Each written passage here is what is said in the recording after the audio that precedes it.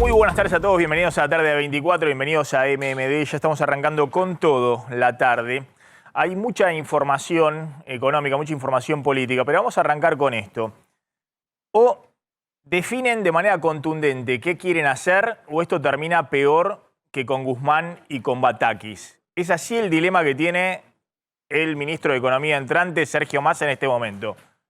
O define claramente cuáles son las medidas y cómo se aplican y cuál es su equipo económico y el rumbo, sin dubitar, sin la ida y vuelta que hemos visto hasta ahora con Cristina Fernández de Kirchner, o esto termina peor que con Guzmán y con Batakis. Para que se den una idea, el piso de inflación hoy, si logran estabilizar la situación económica, es 90% este año. Cuando Guzmán estaba en su tramo final en el Ministerio de Economía, antes de eyectarse, a principios de julio, se hablaba de si se podía estabilizar la inflación alrededor del 70-75%. Hoy estamos en un piso del 90%. Después les voy a explicar por qué. Es así, son los números, no es una proyección, es matemática. Y esto lo reconocen en el propio Ministerio de Economía en este momento, es decir, con la inflación de julio ya jugada alrededor del 8% y la inflación de agosto entre el 6 y el 7%, aún bajando la inflación desde septiembre hasta fin de año al 5%, incluso un poquito menos, esto termina en 90% de inflación. Para arriba está todo el riesgo de que no logren estabilizar fundamentalmente el mercado cambiario y que esto termine en una situación desordenada y una crisis mayor, con una espiral inflacionaria. Este es el dilema que enfrenta en este momento el ministro de Economía, Sergio Massa, que ha dado 3 señales, que la pregunta es si efectivamente detrás de estas señales se va a encolumnar todo el gobierno y fundamentalmente Cristina, porque es exactamente lo contrario de lo que decía la vicepresidenta hace un mes atrás. Ajuste fiscal, ahora vamos a mostrar, con los subsidios, el recorte de subsidios y el aumento de tarifas muy fuerte que va a haber para un sector de la población muy fuerte. A partir de septiembre, el luz y gas no alcanza el ajuste fiscal. Tiene que avanzar, fundamentalmente transferencias a provincias, parte de obra pública, transferencias de gasto corriente a universidades. Todo tensión política por delante dentro de la coalición de gobierno. Emisión cero, ahora van a ver el chaleco de fuerza que Massa ratifica para este año hasta fin de año, y ahora van a ver que no hay más margen. Massa ratifica lo que ya está en los números, que está desbordada la meta con el FMI, no se puede seguir emitiendo del Banco Central para financiar el déficit fiscal. Y urgente, dólares en las reservas, que no están. El Banco Central está en rojo total, ahora va a contar Claudio Zlotnik, están evaluando una nueva suba de la tasa de interés. El jueves se conoce la inflación de julio, que va a estar alrededor del 8%, y están evaluando una nueva suba de la tasa de interés después de la fuerte suba que hubo hace algunos días, la semana pasada. Así que una situación de rojo total en el Banco Central y donde hay que actuar rápido para evitar, primero para estabilizar, y estabilizar hablamos de 90%, y evitar una espiralización. Y cuando hablamos de las definiciones contundentes, la primera es el frente fiscal. Es decir, cómo va a ser Massa ha tratado de dar algunas señales, mañana va a estar reunido con todos los ministros dándole la planificación hasta fin de año y claramente mostrándole los techos fiscales que hay para este año que van a significar un ajuste importante. Y fíjense los datos, ¿no? El gráfico 1, por favor. Lo que ha pasado con el déficit fiscal los primeros 6 meses del año. El déficit fiscal que deja Guzmán es 1,05% del PBI, base caja, déficit fiscal, primeros 6 meses del año. Esto con todo un enjuague de los DEC, una cuestión técnica donde Guzmán hizo una trampita, porque si no sería 1,3% del déficit fiscal 6 primeros meses del año. Para que sea una idea, el año pasado fue 0,45 o 0,45 en estos primeros 6 meses del año. Es decir, que estamos con un déficit fiscal los primeros 6 meses del año casi 3 veces más alto que el año pasado, y el año pasado el déficit terminó en 3% del PBI, y este año la idea era reducirlo. Es decir, estás con una meta que tenés que cumplir este año de reducir el déficit fiscal respecto al año pasado, y la primera parte del año estás por lo menos duplicando, y si le sacás el enjuague y la manganeta que hizo Guzmán, estás casi triplicando el déficit fiscal los primeros 6 meses del año. ¿Qué significa esto? Que en la segunda parte del año, y quedan cada vez menos, porque ya se fue julio y estamos solamente con 5 meses donde tiene que recaer todo el ajuste fiscal, Massa anunció, y ahora vamos a ver cómo se aplica a partir de septiembre, el aumento de tarifas de luz y gas para recortar fuertes subsidios económicos, pero ahí se puede recortar 200.000 millones de pesos este año y no alcanza. En los últimos días, Massa le ha contado a distintos economistas que la meta fiscal de este año viene desviada en 0,7% del PBI. Es decir que si no hace nada, el déficit va a ser 3,2%, por 0,7 por arriba del 2,5% que se acordó con el FMI, y él quiere cumplir el 2,5%, lo cual requiere un fuerte ajuste. Por subsidio se puede ahorrar 0,2%. El otro 0,5%, estamos hablando de 400.000 millones de pesos, ¿dónde los va a recortar? Bueno, en un rato vamos a contar cómo esto va a generar tensión muy fuerte dentro de los ministerios por los topes de gasto y también en las transferencias a las provincias con los gobernadores. La segunda meta, emisión cero.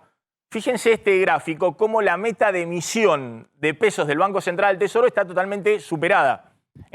Ya en julio se emitió prácticamente lo mismo que estaba previsto para todo el año en el acuerdo con el fondo, teniendo en cuenta que acá también una manganeta, un ardid técnico de Guzmán para bajar el número de emisión. Massa dice, no se emite más desde el Banco Central hasta fin de año para financiar el Tesoro porque ya está superada la meta y no tiene ningún tipo de autorización del FMI para seguir emitiendo. Y el tercer punto, que es el más delicado de todos, ¿cómo se hace para acumular dólares en las reservas? El Banco Central está en rojo total y miren este gráfico de cuál es la progresión de las reservas desde el principio de julio, desde que se fue Guzmán. 1.250 millones de caída de las reservas netas, las que importan, los dólares contantes y sonantes en julio. Y en 5 días, los 5 días de la semana pasada, en agosto, el Banco Central ya vendió 675 millones de dólares. Es decir, estas son las reservas netas, los dólares reales que hay en el Banco Central, cómo han ido cayendo abruptamente. Hoy el Banco Central está con reservas netas de 2.000 millones de dólares. Si se le descuenta el oro, que es la posición que tiene el Banco Central en Basilea, son reservas líquidas de dólares contantes y sonantes negativas. Es decir, una situación de urgencia total, por eso ahora vamos a contar. Hay una señal fuerte en el Banco Central diciendo es urgente una nueva suba de la tasa de interés. En este contexto está la pregunta de si efectivamente Massa tiene el poder político para avanzar con esta agenda o empieza a enredarse en los tironeos con Cristina de un lado y Alberto Fernández del otro. Después vamos a contar de Alberto Fernández, de cómo sigue la guerra entre Alberto Fernández y Cristina, pero por otros medios. Cómo siguen bombardeándolo al presidente desde la oficina de Cristina Fernández de Kirchner, pero por otros medios. La idea de que hoy el presidente no hace nada, está tocando todo el tiempo la guitarra. Pero volvamos a Sergio Massa y a Cristina Fernández de Kirchner. Un punto clave era cuáles son las áreas críticas que va a tener en su equipo económico Sergio Massa. Y había toda la mirada puesta respecto a la Secretaría de Energía, si efectivamente iba a poder desplazar a los funcionarios que responden a Cristina Fernández de Kirchner y que Guzmán nunca pudo tocar. Y esa primera señal la dio ayer el propio Massa, desplazando a los funcionarios K del área de energía, fundamentalmente el secretario de Energía, Darío Martínez, pero sobre todo el subsecretario de Energía Eléctrica, sí, Federico Basualdo, que fue el hombre que frenó a instancias de Cristina el año pasado, en marzo del 2021, hace más de un año, los aumentos tarifarios que quería imponer Martín Guzmán para que no explotara la cuenta de subsidios. Este es el hombre que no solamente no pudo tocar Guzmán, sino que en su momento se generó la situación bochornosa en la cual Guzmán le transmitió a periodistas en conferencia de prensa que Basualdo estaba renunciado y este subsecretario no solamente no renunció, sino que fue ratificado por Cristina y por Kicillof. Y este subsecretario desautorizó no solamente al presidente, sino también a Alberto Fernández, sino al propio ministro de Economía, dejando herida su credibilidad el año pasado. Bueno, Massa logra desplazar a estos funcionarios del área de energía. Ahora va a contar quiénes son los que llegan Claudio Slotnick. Pero hay un interrogante muy grande respecto a qué pasa con el viceministro de Economía, de Sergio Massa. Que el viernes el ministro de Economía, Sergio Massa, le dice a distintos periodistas, incluso en un off que tuvo el jueves a la noche, va a ser Gabriel Rubinstein. Y eso trasciende e inmediatamente se ponen a buscar, bueno, el archivo de Gabriel Rubinstein y aparece una serie de tweets muy fuertes, en la mayoría de los casos insultantes contra Cristina Fernández de Kirchner, contra Alberto Fernández y sobre todo contra el gobierno del propio Rubinstein. Y eso pone en duda si Rubinstein va a ser o no viceministro de Economía. Este fin de semana, Rubinstein le decía, ahora lo vamos a contar con Slotnick, a sus colaboradores: yo no me bajé. Es decir, tuve el ofrecimiento, no me bajé. Sigo en carrera. Tengo entendido que viene mañana de un viaje que está en Estados Unidos, en el exterior, Gabriel Rubinstein. Y todos están viendo si efectivamente Massa va a poder imponer a su viceministro, que va a ser el macroeconomista que de alguna manera dé la orientación de la política económica, o si el kirchnerismo lo termina bajando. Y atención con esto, porque más allá de los tweets, veamos los tweets de Rubinstein contra Cristina Fernández de Kirchner, pero me parece que hay un tema de fondo respecto a cuál es la orientación y si el kirchnerismo cree que la política económica que se está implementando puede ser distinta al acuerdo con el FMI y a una política de ajuste muy fuerte en los próximos meses, porque eso es lo que está sugiriendo Rubinstein desde un primer momento y es lo que está anunciando Massa.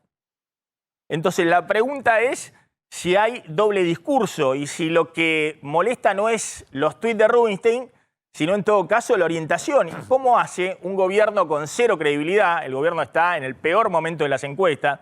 Tanto Cristina, Alberto Fernández como Massa están en el piso desde el punto de vista de la credibilidad. Cristina conserva su capital político en el núcleo duro, pero todas las medidas que se van a anunciar y que están en marcha son medidas muy antipáticas justamente para su núcleo duro, al cual Cristina permanentemente arengó con ideas completamente distintas de las que se van a aplicar desde el punto de vista de la política económica. Entonces es muy interesante para ver si efectivamente el ministro de Economía y el gobierno van a poder sostener un rumbo en el cual, insisto, primero tienen que recomponer credibilidad a partir de los resultados, porque tanto Alberto Fernández como Massa están en el piso de la credibilidad. Pero Cristina, que tiene un capital político que defender, el 20, el 25%, el 30% en la provincia de Buenos Aires, bueno, todo lo que dijo Cristina, las medidas que se van a tomar van en contra de lo que ella le dijo a su base de sustentación electoral. Entonces, hay un tema de fondo que es si efectivamente lo que representa Rubinstein es el rumbo y si ese rumbo empieza a ser impugnado, como en su momento le pasó a Guzmán, respecto a lo que impugnaba el kirchnerismo. Maxi, el viernes hubo distintos economistas, incluso políticos del kirchnerismo, de los más cercanos al kirchnerismo, que le hicieron saber a Cristina que Rubinstein era un límite, que era un límite que no se podía justamente seguir. ¿Por qué? Porque no solamente es un economista ortodoxo, ultra ortodoxo, según la visión del kirchnerismo, sino con estos tweets que estamos trayendo acá. Rubinstein es un economista que fue representante ante el Banco Central en la época en que Roberto Labaña era ministro de Economía de Néstor Kirchner. Lo que pasa es que de ese gobierno, en el cual estaba también Martín Redrado, y anteriormente de Redrado estaba Alfonso Pratgay en el Banco Central y demás, evidentemente hay un corrimiento ideológico muy grande, porque tanto Rubinstein como Leonardo Matcur, que es el jefe de asesores de Sergio Massa, son Labaña. Es decir, desde el punto de vista del alineamiento en términos de su llegada política y demás, bueno, fueron sugerencias de Roberto Labaña. Ahora, la pregunta es si el gobierno se corrió desde el punto de vista ideológico justo cuando tiene que aplicar un acuerdo con el FMI de lo que en su momento Néstor Kirchner toleraba. Los tuits son muy fuertes, efectivamente Rubinstein, muy bien Elisa Carrió poniendo el dedo en la llaga, la corrupción es un tema endémico que tuvo un salto muy alto con Menem y uno aún mucho más alto con Néstor y Cristina, y si hay corrupción con Macri o Larreta, no me consta pero no lo descarto, no hay que dejarlo pasar. Estaba hablando en diciembre del 2021, hace pocos meses. Otro de los tuits de Rubinstein que salieron a la luz en los últimos días: qué gobierno incapaz que tenemos, arrobando a Cristina y a Alberto Fernández respecto a un anuncio de paralización de planta de Volkswagen. Rubinstein, pura hipocresía lo que escribe Cristina Fernández de Kirchner cuando Cristina impugnaba el acuerdo con el Fondo Monetario Internacional y Rubinstein, junto con Labaña, Alberto Fernández y otros, lo defendían, el propio también Sergio Massa. Rubinstein diciendo: me parece que Cristina Fernández de Kirchner está preparando su renuncia. Esto en septiembre del 2021. Pareciera un mix entre Chacho Álvarez, pero sin Banelco, a Menem cuando no se presentó en la segunda vuelta para evitar una derrota segura, y a los montoneros cuando se fueron de la plaza. De nuevo Rubinstein disparando contra Cristina cuando Cristina bombardeaba a su vez el rumbo económico de Martín Guzmán, ¿no? Por eso insisto, vamos a ver qué pasa en las próximas horas, pero me parece que más allá de los tuits, basta ver los tuits de Alberto Fernández cuando estaba en el llano y las cosas que decía de Cristina, o las cosas que decía en campaña electoral Sergio Massa cuando decía: voy a meter presos a los chorros, a los ñoquis chorros de la Cámpora. Bueno, me parece que más que los tuits, porque Cristina ha demostrado que tiene una tolerancia muy grande para, cuando tiene que construir políticamente, para olvidarse de los insultos o las críticas de ahora sus aliados políticos, está la orientación desde el punto de vista económico del gobierno.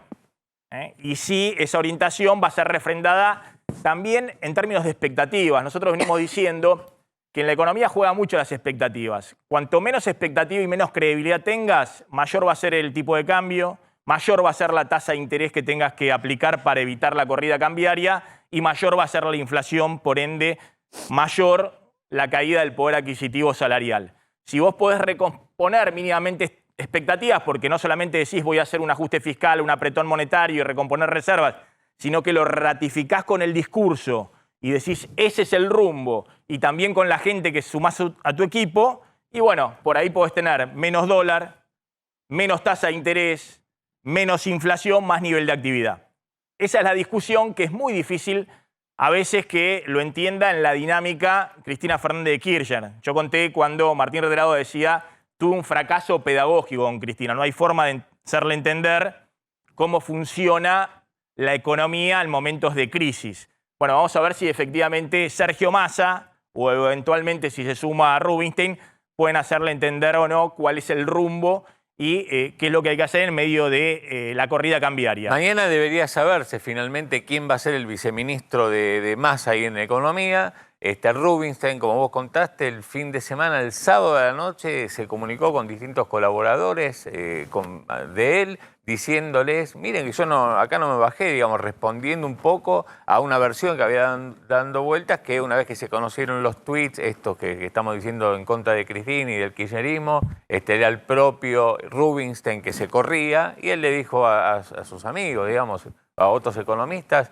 no, yo no me bajo, a mí me dijeron que espera hasta el martes a ver qué dice la política. Si en todo caso se confirma que puedo ser viceministro, o si por todo el lío que se armó, finalmente eligen a otra persona. Pero claramente él está preparado, así lo contó, para asumir como viceministro, pero en todo caso recién mañana entonces se va a saber quién es el economista que va a acompañar a Massa en el segundo puesto, en el segundo lugar del Ministerio de Economía.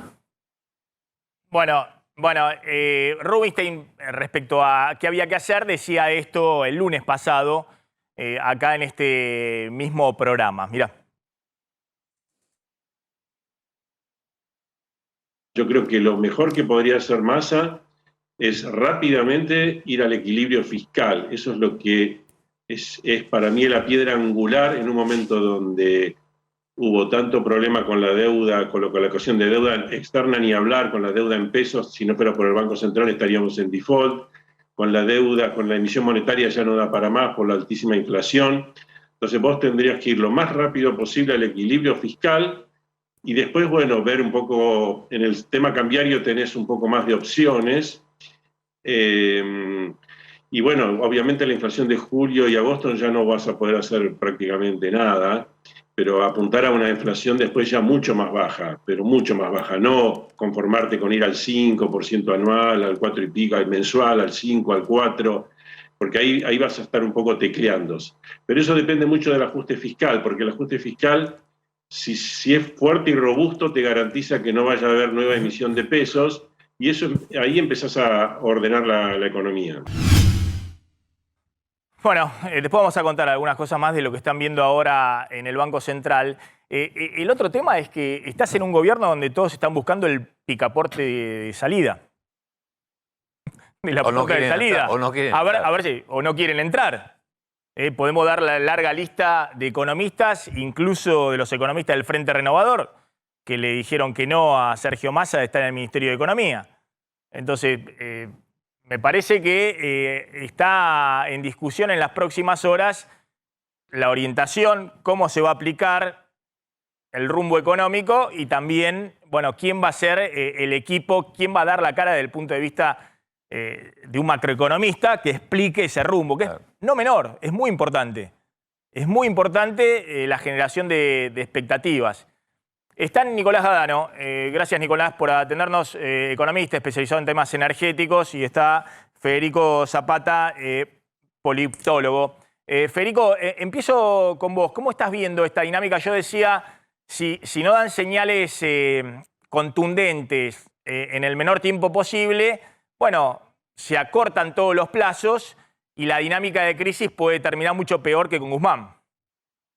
Sí, completamente. Yo creo que las dos primeras dinámicas que me parece que son complejas son la ceremonia de Asunción, que me parece que marca como digamos, es una metáfora de la desconexión de la política con la sociedad, digamos, en un momento de una sociedad en crisis, creo que esa es una señal absolutamente equivocada. Y la segunda cuestión que me parece que hay que también monitorear o seguirla es que en el paquete de medidas por lo menos no se vislumbra lo que la sociedad podría denominar una especie de ajuste hacia la política, ¿no? A mí me parece que pretender hoy, en la situación de la Argentina, un ajuste en las variables económicas sin que la clase política dé una especie de ejemplo, va a ser difícil porque, digamos, la situación es absolutamente delicada en la clase baja y no solamente, en la clase media también. Vos estás diciendo, los economistas siempre decimos, bueno, en el gasto de la política no son los grandes números, pero así como se hizo en otros países, cada vez que tenías que emprender un rumbo de ajuste fiscal, es insólito que no den una señal de cómo va a ajustar la política, aunque esos números no pesen en el número final del déficit fiscal acordado con el fondo. Es decir, es una señal que está esperando la sociedad. Claro, lo que pasa es que ahí, yo decía, Cristina ha hecho una bandera en contra del ajuste fiscal. Y también ha hecho una bandera en contra de que el problema es el despilfarro y el gasto de la política. Entonces, cualquier cosa que se haga en ese sentido, bueno, me imagino que Cristina considera que está bajando una bandera frente a su electorado o a su núcleo duro. Y absolutamente, lo que pasa es que Massa tiene una situación que es la siguiente, digamos, él cuando cerró con el kirchnerismo logró recomponer su reputación en el poder, es una persona con gran reputación en el poder, pero empeoró su reputación hacia la sociedad. Para poder emprender un plan de estabilización, él necesita de alguna manera recomponer su relación con la sociedad.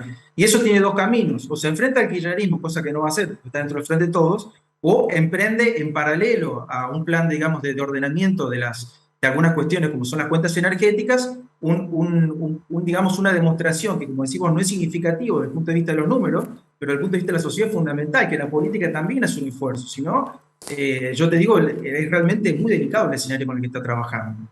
Nicolás, bueno, ¿cómo estás viendo este sendero de ajuste fiscal que obviamente va a tener una pata fuerte en la quita de subsidios y aumentos tarifarios hasta fin de año, pero decíamos con eso no alcanza? Y vos sos un asiduo lector del boletín oficial y ves todo el tiempo designaciones por acá, pase a planta de personal contratado, bueno, todo tipo de entre comillas, despilfarro de gasto público.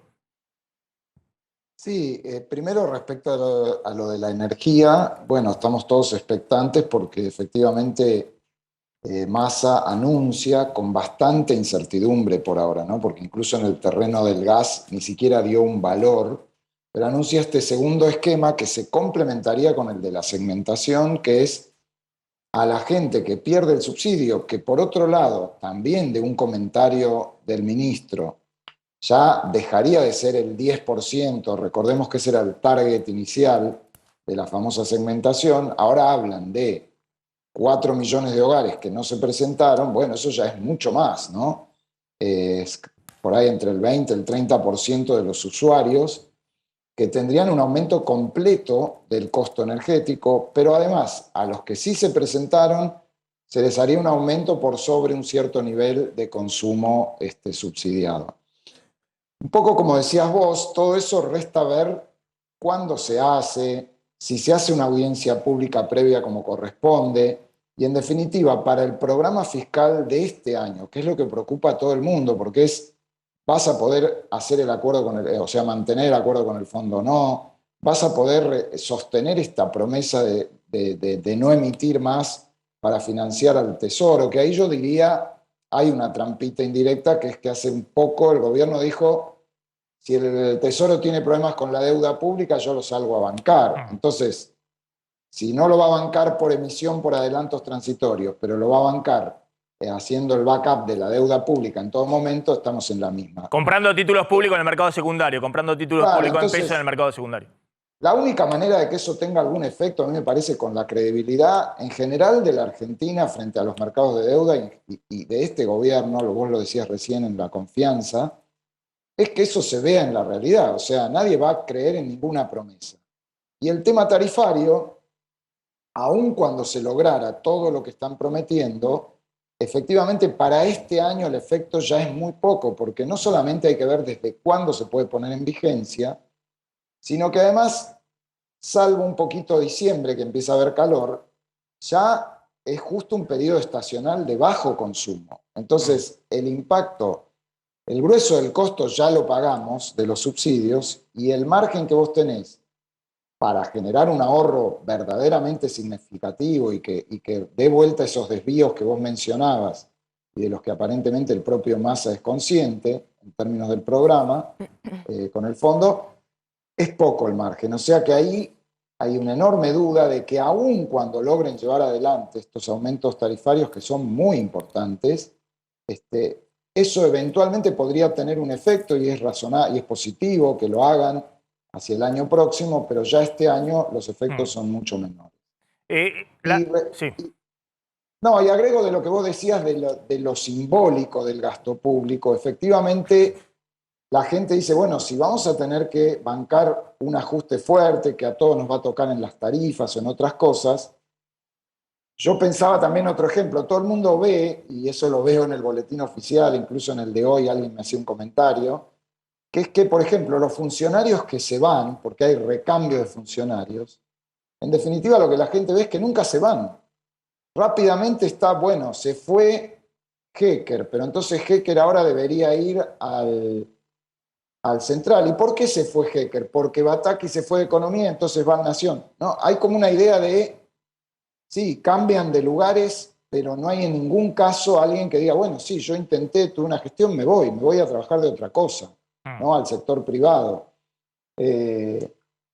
Y lo mismo podría dar muchos ejemplos de cuestiones de empleo, cuestiones de empresas públicas, es decir, no parece haber ahí, del lado de Massa, por lo menos por ahora, ningún enfoque de decir, bueno, vamos a ajustar también situaciones de la estructura del Estado y de la política que la sociedad percibe totalmente... Una señal más simbólica, una señal más contundente respecto a eso, que el ajuste también abarca la política y no solamente, digamos, que vayas a pagar más tarifa o ese tipo de cosas. También estaba pensando que en los periodos finales de un gobierno, le pasó también al gobierno anterior, no es fácil conseguir funcionarios. Es decir, los que se quieran sumar, digamos, todos se quieren bajar. pero No, estoy de acuerdo. Y si me permitís, hago un ejemplo. Vos sabés que yo estuve en el gobierno sí. de la Alianza. Yo veo algunos paralelismos cuando llegó Cavallo, salvando las diferencias. Cavallo es un gran economista, Massa es abogado, pero digamos, esta idea de que viene una figura sobre el final de un gobierno en una situación estructuralmente muy crítica. No es que la economía tiene problemas de confianza puramente, hay un problema económico de fondo. Y la idea de que una figura, por X motivos, va a poder dar vuelta a la cosa, y con Cavallo en aquel momento también se veía que los que no lo querían acompañar, o sea, la gente que había rodeado a Cavallo en su primera gestión tampoco lo acompañó. Y acá uno ve que esas figuras que supuestamente económicas forman parte del equipo de Massa o de ese mundo de Massa en relación a la economía, y no aparece ninguna. La verdad que no se suma ninguna. Sí, de todas maneras, bueno, no me quiero meter en las diferencias y demás, ¿no? Pero digo, la convertibilidad ya estaba totalmente muerta, una locura total, y había un problema de descalce de monedas, es decir, quebrabas el sistema bancario, no solamente tenías un problema macroeconómico, sino algo que no ha ocurrido hasta ahora ni con el dólar a 20, ni con el dólar a 30, 50, 100, lo que fuere, lo que sea, porque los políticos han hecho muchas cosas mal en todo este último tiempo, pero no han vuelto a hacer algo tan malo como lo que fue en su momento la convertibilidad y la idea de tomar depósitos en dólares y que había préstamos en dólares, cualquier cosa. Digamos, algo que se derrumbó y que era imposible de sostener, ¿no? Pero bueno, me parece que también eso le pasó a Cavallo, digamos, ¿no? Cuando Daniel Marx en diciembre la renuncia... Son situaciones distintas, pero claro. Lo que quiero decir es, a veces hay alguna figura que por otro lado la sociedad le otorga en el cortísimo plazo alguna cosa como de un superpoder, valga la palabra, para cambiar cosas que requieren de medidas y de decisiones políticas. Sí, requieren poder político. Y a veces esas figuras se juegan, pero los que lo acompañan o podrían acompañarlos tienen una mirada un poco más fría, ¿no? Y dicen, no sé si me sumo a esto, en estas condiciones. Está claro. Gracias a los dos, gracias Nicolás Gadano, gracias Federico Zapata. Te sumo, Brenda, con el tema energía. Vos querías plantear algo ahí respecto a los cambios en energía y explica, Claudio, un poco cuáles son los cambios. Sí, porque los cambios en energía plantean una pregunta de interpretaciones, básicamente, ¿qué representa en este momento político del Frente de Todos que Cristina Kirchner haya cedido en este área tan importante que provocó tantos conflictos con Martín Guzmán y después donde no hubo ningún cambio durante el breve paso de Silvina Batakis por el Ministerio de Economía? Por un lado, hay quienes dicen que Cristina Kirchner se está desmarcando, esta es la palabra, desmarcando del ajuste que viene a hacer Sergio Massa y que es totalmente necesario. Y por otro, que hay cierto aval de Cristina Kirchner a Sergio Massa, que esto es lo que quiere intentar proponer o decir que propone Cristina Kirchner por parte de justamente Sergio Massa. La pregunta va a quedar flotando en el aire y se va a ir viendo durante los meses que vengan con los posicionamientos que tenga Cristina frente a las futuras políticas de Massa, justamente. No, y sobre todo son medidas que implican costo político, entre otras cosas, porque estuviste un año sin tocar tarifas. Claro. Entonces acumulaste una cantidad de subsidios que si lo hubieses hecho gradualmente desde marzo del año pasado, cuando lo planteó Guzmán, el costo político hubiese sido distinto. Pero bueno, era un año electoral, pensaban que podían zafar de eso y ahora obviamente el impacto es mucho mayor, en un contexto además mucho más complejo, 90% de inflación. ¿Quiénes son los cambios? Mira, a ver, pongamos las placas para contar quiénes son los funcionarios que entran y qué significa justamente justo antes de los aumentos tarifarios. La nueva secretaria de Energía que ingresa es Flavia Rollón, viene de cumplir la misma función, minería, energía, en la provincia de Salta. No es casual justamente que venga o provenga de Salta, fue acercada por Gustavo Sáenz, que es el gobernador de la provincia y un hombre muy cercano, aliado a Sergio Massa. También había estado en la fórmula, ¿cómo hace? Claro, también entra Santiago Gianotti, que será subsecretario de Energía Eléctrica en reemplazo de Basualdo. Es cercano a Juan Mansur, al jefe de gabinete. Lo trajo justamente Juan Mansur para ahora incorporarse al gabinete energético, por así llamarlo. Cecilia Garibotti, en tanto, la nueva subsecretaria de Planificación, también funcionaria de confianza del ministro de Economía. ¿Quiénes se van? Darío Martínez, el anterior secretario de Energía, cercano a Cristina Kirchner. Federico Basualdo, recién contabas, el hombre que estaba como subsecretario de Energía Eléctrica, que responde también a la vicepresidenta. Después hay que había generado una situación inédita de todos decían cuál es el poder del presidente Alberto Fernández si no puede mover a un subsecretario. Porque en algún momento sale Guzmán a decir, Alberto Fernández me dijo que ya está fuera del gobierno hace un año, estamos hablando más de un año de esto, Federico Basualdo. Y incluso Guzmán dejó trascender que era Basualdo o él, que si se quedaba Basualdo él se iba del gobierno. Estamos hablando de marzo del 2021. Bueno, se quedó Basualdo y también se quedó Guzmán hasta que Guzmán agarró y se eyectó en julio de este año. Bueno, hay un cambio también dentro del gabinete, en el caso de Federico Bernal, que venía hasta ahora siendo el hombre fuerte del gas, en el Enargas. Bueno, ahora será subsecretario de Hidrocarburos, con lo cual va a cumplir otra función, pero sigue en el gabinete energético. Vamos a ver qué significa técnicamente y políticamente que Bernal se mantenga, porque no es la primera vez que un funcionario kirchnerista ocupa un segundo lugar en algún ministerio, pero tiene poder político. Y por último, continúa, y esto es muy importante, Maxi, Agustín Jerez, en la ex Enarsa, que responde directamente a Cristina Kirchner, y recordemos que fue cuando fue justamente el ataque y contraataque respecto de Culfas, que Culfas termina saliendo, fue por tener diferencias con Jerez, el hombre de la ex Enarsa. Vamos a aclarar algo que es muy importante de aclarar. El aumento de tarifa ya se produjo este año. Lo que viene ahora es una quita de subsidios. Es decir, el 80% ya tuvo aumento de tarifa del 42-43% este año. Hubo un 10% que tiene tarifa social que tuvo nada más que 20%, 22% de aumento.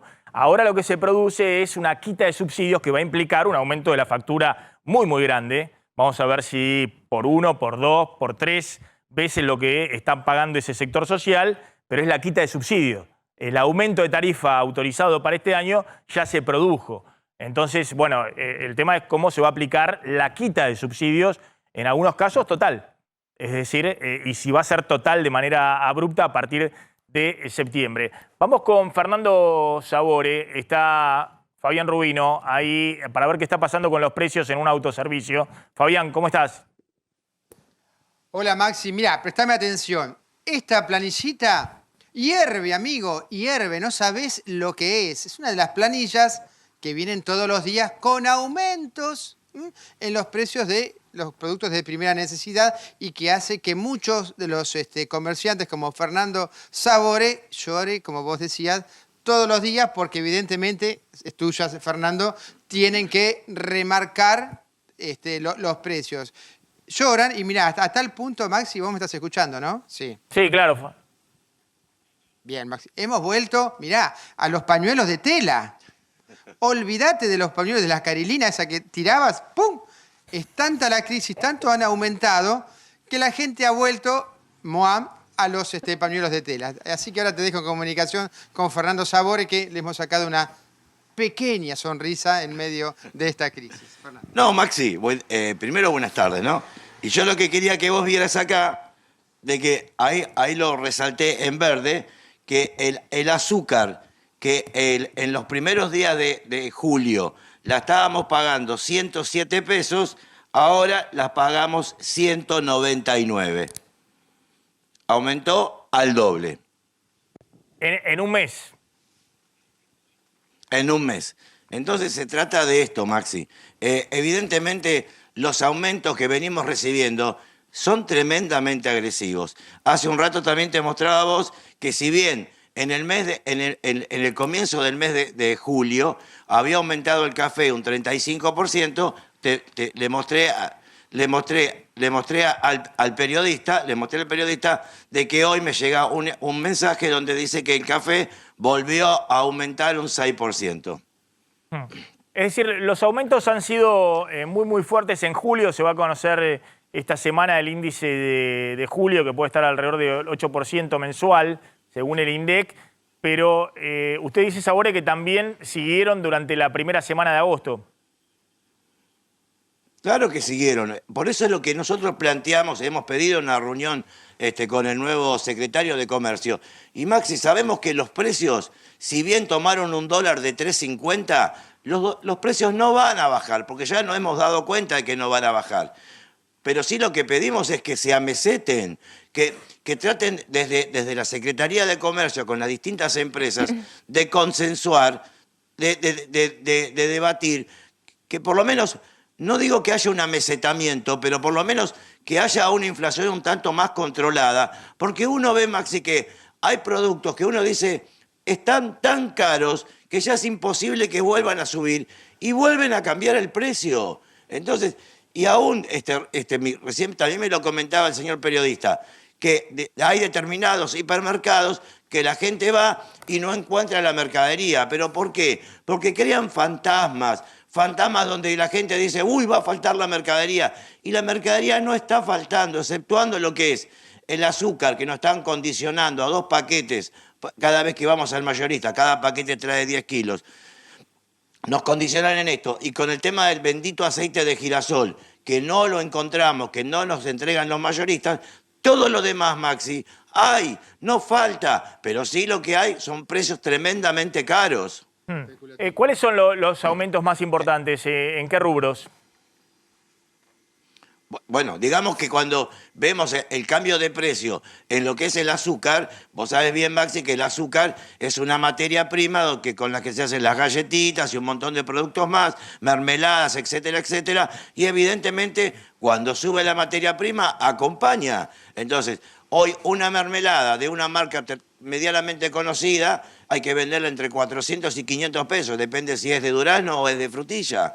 El tema de todo lo que fue papel higiénico y rollo de cocina aumentó un 35%. El café aumentó un 35% y ahora sumarle una suba más de un 6%. O sea, nada se salvó. Tema vinos aumentó entre un 15 y un 20%. Tema productos de limpieza e higiene personal, los primeros días de julio aumentó un 13% para arriba, Maxi. A ver, esperen un segundito, Sabore. Tenés los aumentos ya también en la primera semana de agosto. Claro, datos de la primera semana. ¿Cómo arrancó? Arrancó con aumentos, como dice Sabore, importantes. En promedio, alimentos, 2,1% de incremento. Últimas 4 semanas, 7%. Para algunas consultoras, incluso estos son datos del LSG, para algunas consultoras estuvo por arriba de este 7% en alimentos últimas 4 semanas, pero lo destacable es que la primera semana de agosto el 2,1, que significa un nivel todavía más alto de los arranques, por ejemplo, de mayo y junio. En julio también habíamos tenido un arranque después de la renuncia de Guzmán también que estuvo arriba del 2%. ¿Cuáles son los productos que más aumentaron en esta primera semana? Los panificados, el azúcar, como dice Sabor, el 4,1%, las verduras, los lácteos, el 1,8%, y los aceites que siempre están ahí entre los que más aumentan semana tras semana. Y para ver las últimas 4 semanas, panificados casi 11%, los lácteos, acá incluido lo que es la leche fluida, el azúcar el 8%, las bebidas el 7,6% y otra vez los aceites 5,3%. Esto ya es agosto y las últimas 4 semanas, incluyendo las primeras semanas de agosto. Ahora vamos a hacer un poquito el cálculo por qué la inflación, aún si estabilizada, si baja en agosto y vuelve a bajar la inflación al 5% en septiembre, cierra este año 90%, ¿no? Y el riesgo es que sea mayor. Está Gabriel Prosperi en una feria en Bella Urquiza. Gabriel, ¿cómo estás? Hola Maxi, y recién hablaban de precios de productos envasados, pero ¿qué pasa justamente con las verduras, con las frutas? Bueno, aquí el clima, la estacionalidad tienen mucho que ver respecto del precio. Fíjense, la cebolla, es una cebolla importada, 260 pesos el kilo, asusta, porque uno dice cebolla, algo básico para cocinar, 260 pesos. ¿Por qué? Porque la cebolla aquí en nuestro país ya está perdiendo estacionalidad y no viene buena. Por lo tanto, tienen que importarse cebollas del Brasil y ahí está el precio, con la logística que ello tiene. También la papa, es la estacionalidad de la papa no estamos justamente en ella y hay que traer papa de otros lugares más lejanos que la vuelven más cara al consumidor. 2 kilos, 200 pesos. La papa, lo más básico que podemos consumir. Y algo similar pasa con el tomate. Aquí estamos con el amigo. Con el tomate pasa algo similar. No hay que traerlo de Corrientes en estos momentos porque en el cinturón hortícola de acá no. De Corrientes y del norte viene. Y por eso se encarece. Claro, el combustible y el flete, todo. ¿Y qué precio tenemos hoy el tomate, por ejemplo? 2 kilos 300 y tenés el kilo 50 al perita. Claro, está muy caro, Maxi. Y ahora hay que consumir entonces hojas. Hojas, cítricos y también tenés para aprovechar los precios concertados, precios cuidados que tenemos con los cartelitos azules. Correcto. Y por ahora eso. Y dentro de las hojas, ¿qué conviene comprar hoy? Y tenés la espinaca 2 por 200, acelga 2 por 200, brócoli que está muy barato, 3 por 200 y también tenés lechugas, rúcula, todo lo que es hoja está barato dentro. Hay que aprender entonces, Maxi, como nos dice acá el amigo, a consumir, ¿no? A acostumbrarnos a esto. La estacionalidad es fundamental para ver los precios, para poder comparar y comprar bien. Hoy, cebolla, papa, tomate está fuera de estación. Va a estar muy caro, ya vimos, la cebolla casi 300 pesos el kilo porque viene de Brasil. Hay que recurrir entonces a las hojas, también a los cítricos. Sí. Ahora en invierno es lo que nos conviene, lo que podemos encontrar más barato. Es la forma de hacer mejor nuestra economía, ¿no? Bien. Bien, Gabriel, gracias. Y gracias ahí a Fabián Rubino que estaba también con Sabore. De todas maneras, a ver, lo que pasa también con frutas y verduras, está la estacionalidad, es decir, productos que parte del año aumentan más que otros, pero en el último año, 12 meses, ha aumentado entre 80 y 90% la fruta y verdura. O sea que ahí no hay estacionalidad, son 12 meses. Y la inflación está corriendo en frutas y verduras por arriba incluso de la inflación general. Tenés picos en algunos productos. Volvemos, pero... gracias Fabián, gracias Sabore, gracias Gaby Prosperi. Bueno, el tema Cristina, ¿no? Que hoy salió fuerte. En una agenda paralela, ¿no? Con el tema de lo que está pasando en Comodoro Pi y la causa de vialidad. Ahora vamos a hablar con dos abogados que conocen bien cómo es este tema del proceso judicial y el juicio oral que se está sustanciando en Comodoro Pi, que además tiene, digamos, todo el atractivo de cómo es todo por Zoom. Se ve ahí en la cámara, Cristina está en el despacho del Senado viendo cómo le están acusando están haciendo los alegatos los fiscales, cómo el presidente del tribunal da lugar a las partes. Es decir, que es un juicio que se puede ver con mucha transparencia, bueno, cuáles son los alegatos de los fiscales, cuáles van a ser las pruebas que presente la defensa y demás. Hasta ahora, me parece que la estrategia de defensa de Cristina es esto es algo político, me están persiguiendo y está tratando procesalmente de impugnar al fiscal y al juez.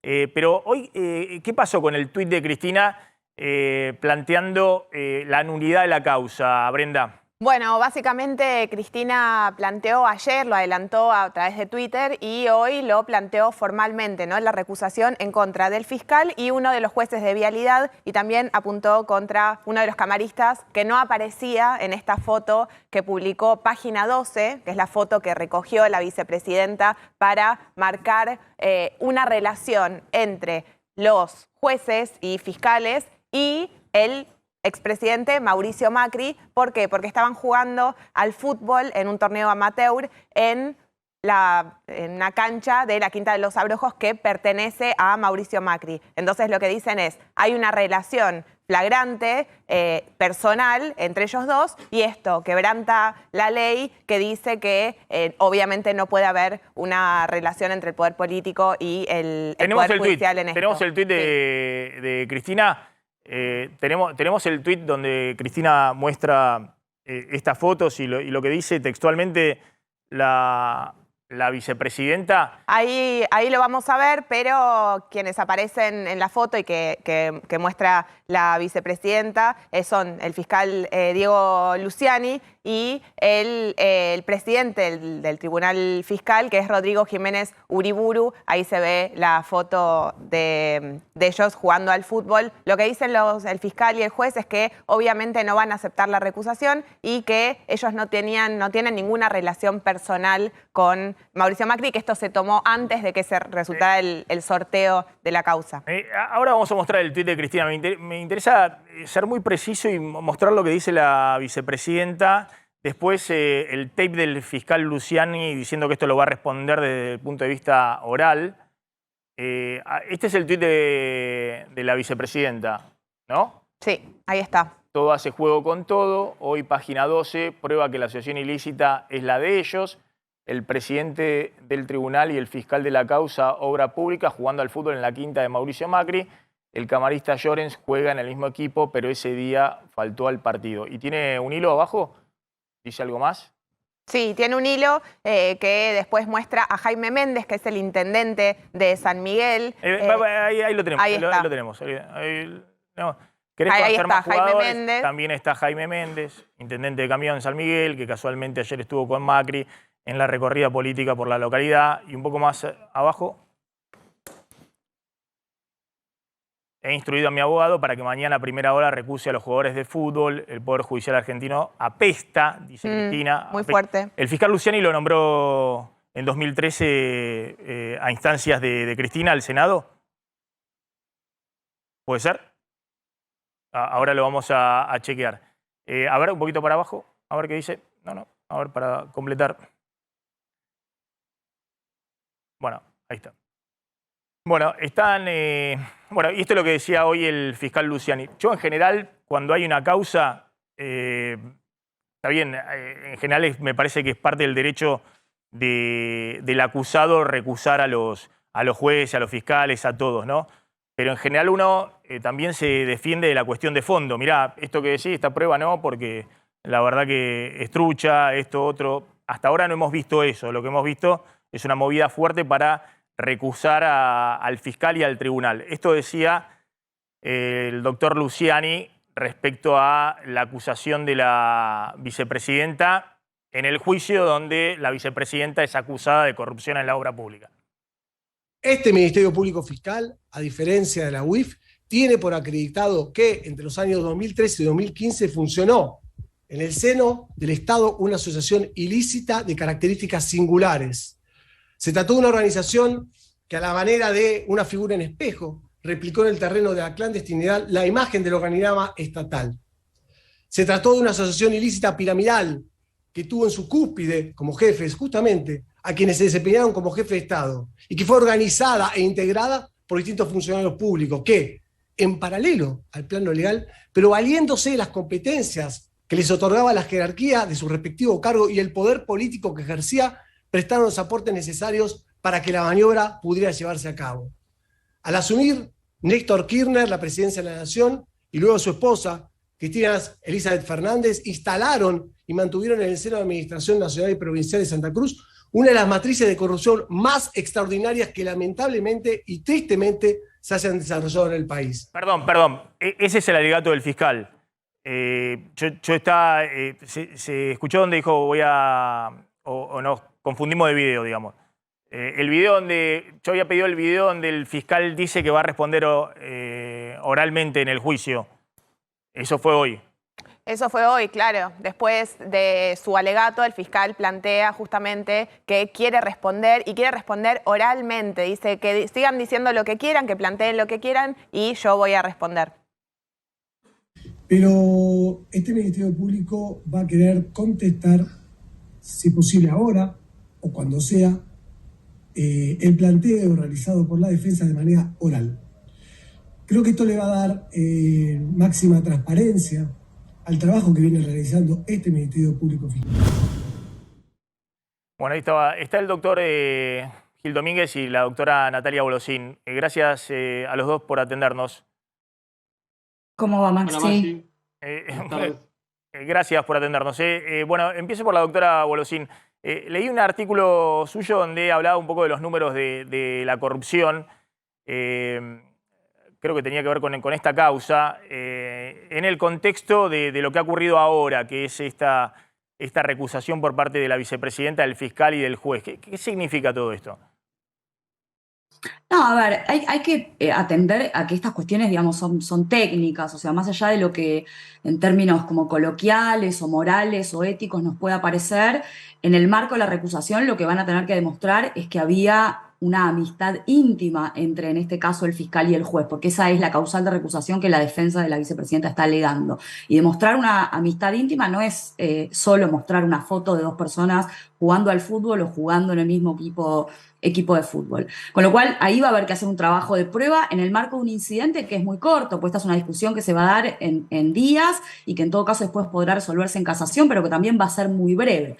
Si solo jugar al fútbol entre un juez y un fiscal fuera una amistad íntima, imagínense que buena parte de los jueces y los fiscales, sobre todo de Comodoro Pi, debieran ser recusados, yo diría que en casi todas las causas penales de la Argentina, porque lamentablemente, y esta es también responsabilidad del poder político, en la Argentina las regulaciones de la conducta de los jueces y las juezas y los fiscales les permiten hacer un montón de cosas que éticamente una creería que no debieran hacer, como jugar al fútbol entre ellos, presentarse en fiestas en embajadas de otros países, ser dirigentes de clubes de fútbol. Entonces, si fuera por eso, la verdad estarían todos y todas recusados y recusadas, con lo cual no va a alcanzar con mostrar esta foto. Eso en relación a la cuestión del juez y el fiscal. Después habrá que discutir también lo de los abrojos, si la foto se tomó o no en Los Abrojos, en la quinta del expresidente Macri. Ahí se presenta otra discusión que es, bueno, ¿cómo funcionaba eso? ¿Quién los invitó? Digamos, los invitó directamente el presidente. Eso implicó una relación con el expresidente. Y también hay que recordar que el expresidente Macri no es una parte en el proceso de vialidad. No va a ser eso relevante tampoco en el marco de la recusación. Doctor Gil Domínguez. Sí, bueno, me parece que la foto lo que evidencia es que hay una relación de amistad. Hay que una relación generada por fuera de la relación profesional que tiene que tener un fiscal y un juez. Ahora, lo que se tiene que demostrar es que esta relación de amistad es íntima, o bien que esta relación de amistad ha generado algún tipo de intercambio, consejo o estrategia conjunta alrededor de este proceso. Desde ese punto de vista, si esto se prueba, están dadas las causales de excusación y de recusación.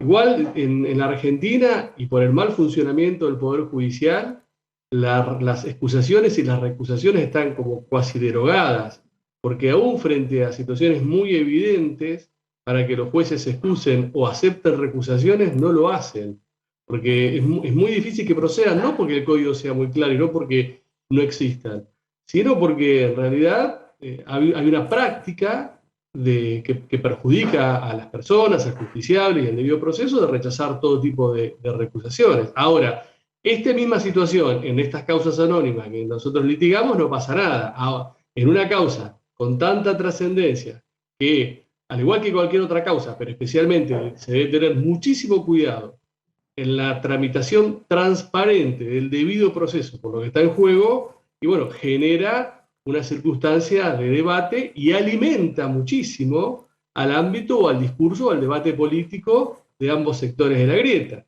No debiesen los jueces y los fiscales jugar en un equipo de fútbol juntos, o de básquet, o de vóley, o de bochas. Y por otro lado, no me parece totalmente también desde el punto de vista institucional desprolijo y desacertado ir a jugar a un campeonato de fútbol a la quinta de un expresidente, en aquel momento presidente, porque Los Abrojos no es como Geo, el Club Amigo, que cualquiera paga una cuota y puede jugar en igualdad de condiciones. Es para un selecto grupo de personas que pueden ir a jugar en un contexto que la división de poderes y la sanidad institucional hace que no debiera ocurrir. Me parece que estamos en este contexto, pero hay que aclarar que si la recusación, en este caso, procede, no es que el proceso se detiene o no existe, sino que se reemplazan a los funcionarios, se declarará eventualmente alguna cuestión nula y el proceso seguirá adelante. Ahora, pregunto sobre el tema de fondo, ¿no? Porque hasta ahora siempre Cristina ha planteado cuestiones vinculadas a la persecución política y demás. En este caso, el doctor Luciani efectivamente fue ascendido a fiscal general del tribunal y demás en el año 2012, 2013, con creo que era el doctor Alac, ministro de Justicia, que presentó el pliego en el Senado. Digo esto porque también muchas veces se habla de... Esto es como cuando en su momento Rafecas investigaba a Vudú, ¿no? Creo que era el fiscal Rívolo y Rafecas a Vudú. Estamos viendo, digamos, que en muchos casos son funcionarios que fueron designados en la etapa de Cristina o que tenían un buen diálogo con el gobierno de Cristina Fernández de Kirchner. Pero al margen de eso, la causa de fondo, vos, Natalia, ¿estuviste viendo un poquito lo que se ha presentado y los números de la causa? Un par de cositas ahí. La primera sobre la designación. Nunca ha sido relevante en la Argentina quién fue el presidente o la presidenta que designó a un juez o a un fiscal. Digamos, los jueces y los fiscales se han movido en función de los vientos políticos de cuando están ejerciendo la función, porque ahí es cuando su supervivencia en el cargo, digamos, depende o está a tiro de los funcionarios políticos, pues lamentablemente la Argentina no garantiza la independencia de los funcionarios y las funcionarias del Poder Judicial, ¿no? Esperamos un segundito. Es muy interesante lo que vos planteás. Lo que pasa es que desde la servilleta, ¿te acordás de Corach? Cuando Cavallo dice, Corach me dijo acá en la servilleta y tenía a varios. Pero es interesante porque lo de la servilleta también funcionaba así. Digamos, los jueces de la servilleta no eran todos los que habían sido, o todas las que habían sido designados por Carlos Menem. Eran simplemente gente a la que tenían comprada. Esto es lo que decía, supuestamente, ¿no? Lo que decía Cavallo, que le había dicho en ese momento el ministro de Interior, Carlos Corach.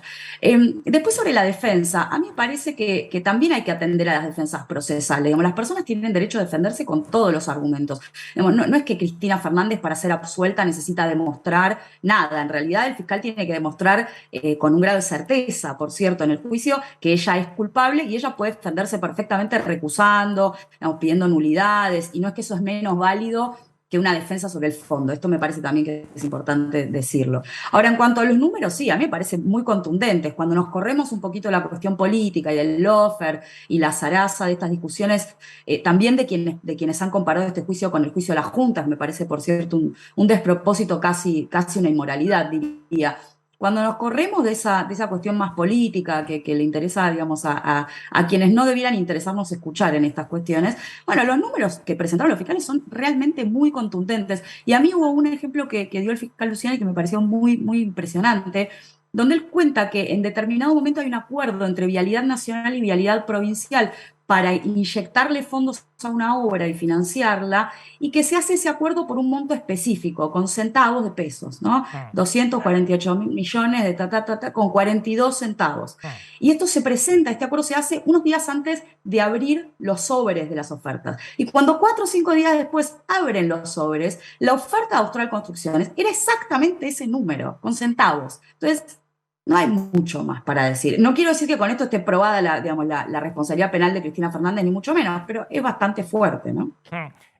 Básicamente, ¿cuál es la acusación o el eje de si uno tiene que describir lo que el fiscal caratula como una matriz de corrupción? ¿Cuál es el mecanismo que el fiscal está poniendo sobre la mesa en su alegato de acusación en este juicio? Bueno, discúlpame. Sí, dale. Ahora le preguntaba a la doctora Bolosini, ahora vamos con el doctor Gil Domínguez. A ver, los hechos que se vienen denunciando, recordemos desde el 2008, ¿no? Esto se inicia con una denuncia de Elisa Carrión en el 2008, cuando todo el mundo decía que estaba loca con lo que denunciaba, porque en ese momento nadie parecía querer hablar de estas cuestiones. Era esencialmente un grupo de personas que se ponen de acuerdo en el marco de una organización bastante aceitada desde el Estado Nacional para obtener fondos de manera ilegal de la obra pública en la provincia de Santa Cruz a partir de la llegada al poder de Néstor Kirchner, con, por un lado, la creación el invento, digamos, de un oferente, que era Baez, primero a través de esta empresa Austral, que se crea poquitos días antes de la asunción de Néstor Kirchner, luego con la adquisición, digamos, bastante agresiva de algunas otras empresas que sí tenían trayectoria en la provincia de Santa Cruz en hacer obra pública vial, y bueno, a través de organismos y de funcionarios que ellos controlaban en esa provincia, que controlaban hacía años, ¿no? Desde el retorno a la democracia, llevar adelante obras públicas concentradas en una provincia que tenía una densidad poblacional la más baja del país, ¿no? 1,1 por kilómetro cuadrado y que prácticamente no tenía incidentalidad vial, bueno, concentrar ahí la obra pública nacional para, a través de este empresario amigo del poder, obtener réditos con cobros mayores de los que correspondían con el presupuesto, con sobreprecios, con pagos que se hacían en tiempos que no tenía ningún constructor o contratista de obra pública, y con la posibilidad además de no llevar adelante esas obras públicas, ¿no? Que obras que tenían que hacerse en 2 años tardaran 10 y nunca terminaran. Le pregunto al doctor Gil Domínguez, ¿no? Ahí la veía a Cristina Fernández de Kirchner, no sé, en un acto de los tantos que ha hecho. Pero claro, es menos usual ver a expresidentes sentaditos en un tribunal, bueno, afrontando una acusación por corrupción. En este caso, como el juicio está televisado por Zoom y demás, se la ve en su despacho en el Senado. Pero es toda una discusión, digamos, ¿no? Porque, claro, a los políticos uno los ve en los actos, cortando la tirita, haciendo discursos, cadena nacional y demás. Y hay toda una discusión, digamos, ¿no? No solamente acá en la Argentina, también la hay en Brasil. Bueno, hay toda una discusión también ahora en Estados Unidos, cuando tienen que responder por sus actos públicos, en hechos supuestamente ilícitos ante la justicia, ¿no? Porque ahí tienen que estar calladitos esperando su hora para poder hablar, para poder decir algo, o su abogado, o lo que fuera. La vicepresidenta ha salido muy fuerte en esta agenda marcada hoy por la crisis económica y demás, pero en una especie de agenda paralela, hablando de lo abominable que es la Corte Suprema de Justicia que tiene la Argentina, en un tono muy fuerte. Esto lo hemos hablado, doctor Gil Domínguez. Entonces, la pregunta es, ¿qué pasa? Además de la crisis económica en la cual vivimos, ¿estamos también en un estado donde la Argentina no es una democracia porque los jueces persiguen a los políticos? ¿O esto es parte del normal funcionamiento del sistema democrático? Ahora, creo que hay que distinguir entre el debate político y las acusaciones políticas que se hacen desde el oficialismo, el funcionamiento del Poder Judicial y el funcionamiento del Poder Judicial en sí mismo.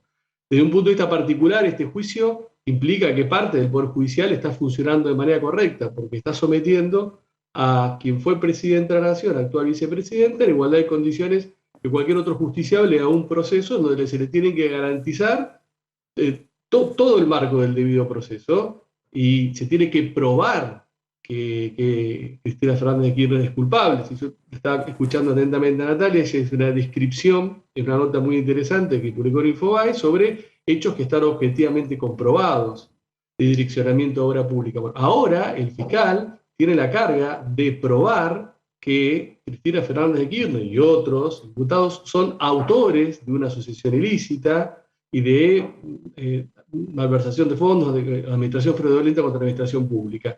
Entonces, en el marco de este juicio especial, me parece que el Poder Judicial está dando una respuesta de buen funcionamiento. Ahora, si vamos a entrar a discutir un marco general, bueno, el Poder Judicial argentino está sometido a una lógica totalmente desactualizada, analógica, y que no funciona bien como sistema. No es un tema de nombre, sino es un tema de sistema. No, pero es distinto. Una cosa, pero creo que hay que hacer esta distinción, ¿no?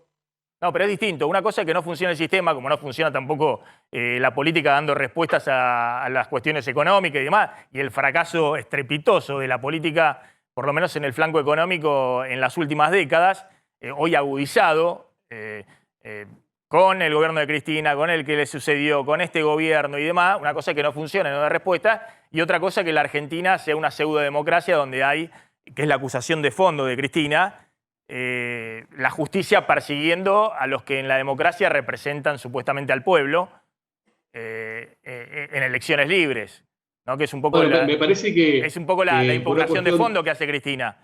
Claro, me parece que es una cuestión de contraste y de comparación. Uno puede descartar totalmente que en Argentina exista el lawfare.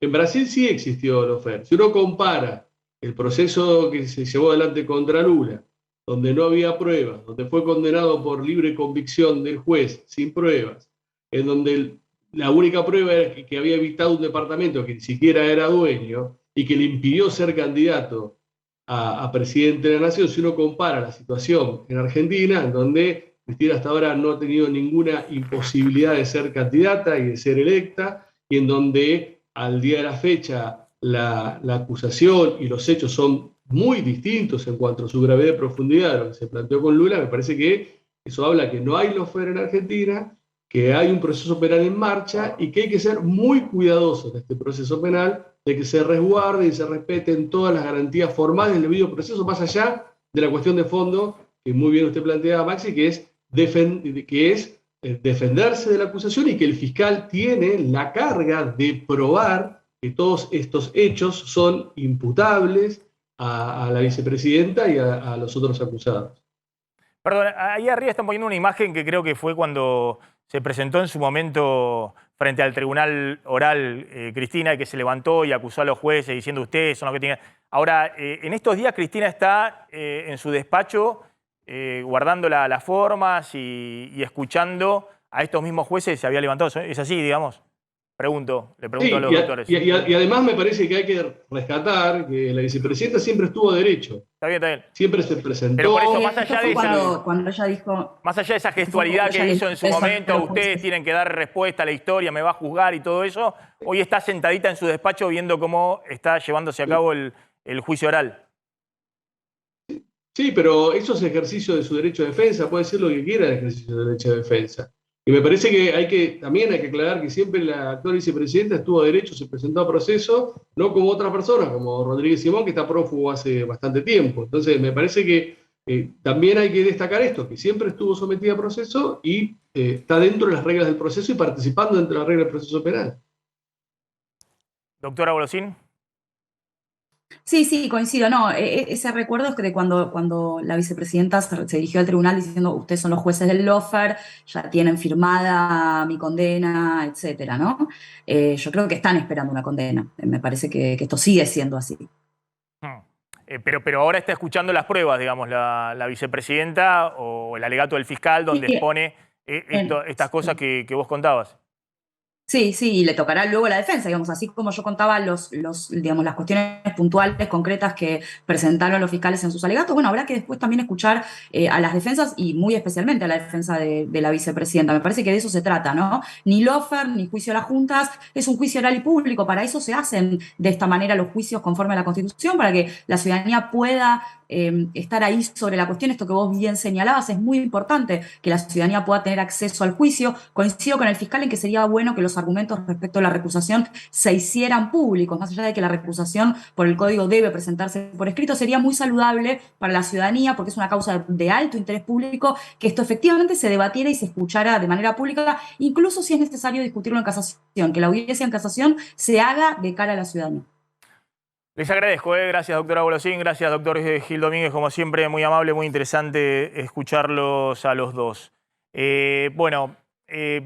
Están discutiéndose el tema de suba de tasas en el Banco Central. Sí, efectivamente. Bueno, acá la cuestión es que hay alarma en el Banco Central, en el directorio, por la fuerte caída de reservas de la semana pasada, y ya veníamos de caída de reservas durante julio, y la verdad es que lo que están viendo es que las reservas no pueden continuar con esta dinámica y por eso se están pensando algunas medidas para el caso de que siga esta caída en los primeros días de la semana. Las dos medidas bajo evaluación son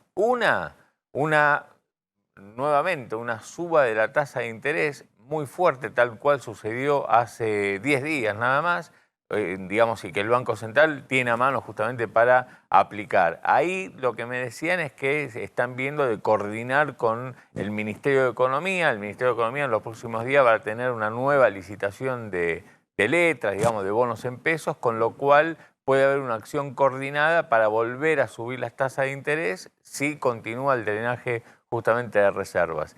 Y la segunda cuestión ya tiene que ver con algo que hasta ahora no se ha hecho, que es directamente racionar el gas, tanto para industrias y posiblemente para hogares. sabés que cada barco que llega al puerto, digamos, y tiene que regasificar, digamos, pues gas que llega de manera líquida, hay que pasar al estado gaseoso, bueno, cuesta entre 150 a 170 millones de dólares, y lo que se evalúa, o por lo menos lo que se evalúa desde el Banco Central, después habrá que ver si esto tiene algún impacto o alguna resolución a nivel político, es, bueno, si las reservas siguen cayendo, digamos, y si siguen cayendo, esto termina en una devaluación antes que suceda eso y ahorremos dólares por el lado energético. Ojo, porque puede esta misma semana haber decisiones en estos dos ámbitos. Uno, la tasa de interés, y dos, en el posible racionamiento. Lo pongo entre signos de preguntas porque no depende del Banco Central. ¿La tasa de interés para qué? Porque ¿cuál es el mecanismo del tema de la tasa de interés? Cuando sube fuerte la tasa de interés de referencia del Banco Central, se sube también la tasa de interés que remunera a los depositantes. Que veamos un poquito, ahí hay una placa del tema de la tasa de interés y cómo juega en los depósitos la tasa de interés. Actualmente esa tasa está en el 81% efectiva anual, la tasa de interés que remunera a los depósitos, para que obviamente si alguien tiene pesos tenga algún atractivo dejarlo en un plazo fijo en el banco y no vaya directamente corriendo al dólar, pero también y fundamentalmente para encarecer todos los créditos de la economía. Y de esa manera aquel que tiene dólares no se financie con una tasa de interés barata por debajo de la inflación y tenga que largar los dólares, claro, y ahí el Banco Central empiece a recomponer mínimamente las reservas. A ver si mostramos acá, porque si no se entiende nada, nadie va a entender nada. La tasa de interés última que puso el Banco Central para plazos fijos es esta de 61% nominal anual, que efectiva anual, si se va renovando todos los meses el plazo fijo y se capitalizan los intereses, da 81% efectiva anual. El cálculo, obviamente, que hace el depositante y hacen los bancos es, bueno, si el dólar en un mes sube más del 5%, el dólar libre, bueno, perdés frente al dólar, y si sube menos, te conviene el depósito a plazo fijo. Para ver el número a fin de año, este es el número a fin de año con la nueva tasa de interés. Digamos, de acá o desde junio, en realidad a enero sería, casi 35% te remunera un plazo fijo. La tasa efectiva de un plazo fijo si lo vas renovando y demás. Y el dólar tendría que estar en diciembre o en enero arriba de los 400 pesos para que pierda el plazo fijo. Bueno, evidentemente el Banco Central está viendo que esta tasa de interés se queda corta. Claro. Se queda corta y hay que dar más atractivo. Hay que subir todavía más la tasa de interés para dar más atractivo al depositante en pesos y al mismo tiempo para el que tenga dólares le salga más caro financiarse en pesos y tenga que largar los dólares. Lo que pasa es que eso pega también en toda la economía, ¿no? Pega fuerte en toda la economía, sobre todo porque la inflación se está acelerando al 90% anual. ¿Qué está pasando con los jubilados? Y vamos a ver qué puede haber del anuncio que tiene que hacerse este miércoles de la fórmula de movilidad previsional y además el bono para los jubilados, y hay que ver para quiénes. Ahora te voy a preguntar si hay una discusión en el gobierno respecto a eso. Mostramos una vez más qué está pasando la inflación versus los jubilados. Fíjense cómo los jubilados están quedando totalmente atrás de la inflación, y junto con los jubilados también los que perciben la AUH, la Asignación Universal por Hijo. En el primer trimestre el aumento de jubilaciones en marzo fue 12,3%. La inflación acumulada en el primer trimestre fue 16%. Con el aumento de junio, el acumulado ya de las jubilaciones dio 29,1%. Y la inflación acumulada a junio, este es el último dato oficial que tenemos del INDEC, dio 36,2%, es decir, que de nuevo los jubilados corriendo 7 puntos abajo de la inflación. La novedad de este año es que en la segunda parte del año no solamente los jubilados no recuperan frente a la inflación, sino que profundizan la caída del poder adquisitivo frente a la inflación. El próximo aumento para jubilados que se va a anunciar este miércoles por la Ley de Movilidad Previsional, que ajusta, recordémoslo, por salario y por recaudación previsional del semestre previo, va a ser alrededor del 15,5%, poquito más, poquito menos, no tenemos los últimos datos, sobre todo de recaudación previsional, pero va a dar 15,5%. Con esto, el aumento de jubilatorio a septiembre, primero 9 meses del año, va a ser del 49%. Y si la inflación, el INDEC confirma que en julio dio 8%, baja al 7% en agosto y baja al 5% en septiembre, vamos a tener a septiembre acumulado una inflación en 9 primeros meses del 65%. Con lo cual, los jubilados van a estar 16 puntos abajo de la inflación en septiembre, con ello la UH. Por eso el gobierno y Massa se apuró a decir, bueno, no solamente vamos a anunciar la ley de movilidad como da la fórmula para septiembre, sino que va a haber un bono para tratar de compensar. Obviamente no puedes compensar nada, sino que ese bono va a compensar ese mes. Al mes siguiente, en octubre, la inflación va a estar arriba del 70% acumulado y el aumento va a seguir siendo en el año hasta diciembre el 49%. Es decir, se va a ensanchar la pérdida del poder adquisitivo de los jubilados frente a la inflación. Va a ser récord la pérdida de poder adquisitivo de los jubilados frente a esta aceleración inflacionaria. Está la doctora Falcone. Gracias, doctora, por atendernos. Muy amable. ¿Cómo te va, Maxi? Bueno, ¿hay alguna idea de cómo puede venir este bono y si va a ser para los jubilados de la mínima o algo más? Mira, lo que se está analizando en este momento sería que en el caso de la mínima ese bono no fuera por única vez, sino que quizás se pudiera incorporar al haber completo, con lo cual habría una nueva escala de haber mínimo. Pero eso es lo que se está definiendo. Entiendo que el viernes hubo una reunión en ANSES entre Massa y Raberta y que están viendo de qué forma corren no solo un bono por única vez, sino corren el piso del haber mínimo. Claro, porque es interesante lo que usted dice. Pues a ver si podemos ver de nuevo la plaquita que estábamos viendo recién.